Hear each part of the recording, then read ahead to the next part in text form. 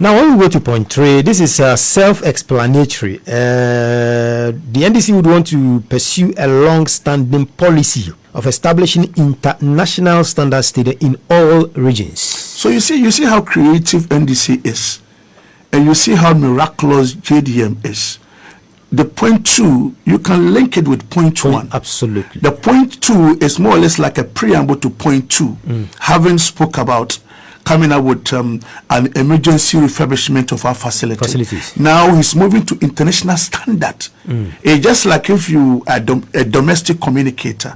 When I'm lecturing you at a level 300, when you get to level 400, there's a course we call International Communication System. So what I always tell my students is that you are now an international communicator. So you need to identify the cultural identity. You need to know the norms. You need to know the concept of international communication. So JDM bringing this particular element tells you that he understands the terrain.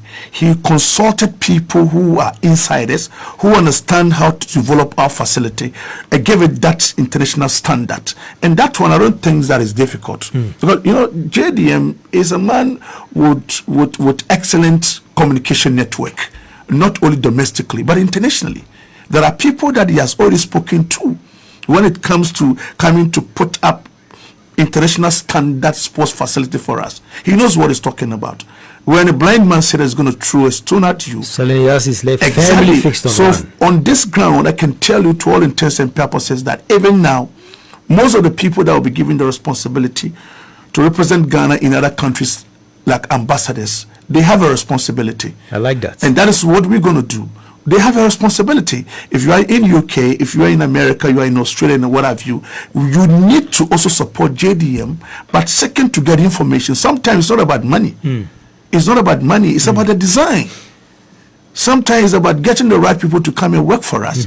We can strategically say that, look, for this time with JDM, Ghanaians will be given the chance to support the contractor that is going to work, maybe a foreign contractor. But Ghanaians are going to learn. When they learn from this foreign contractor, in our subsequent projects, Ghanaians will take over. It is part of the process. We create job, but at the same time, you learn on the job. We talk about, our scoreboard.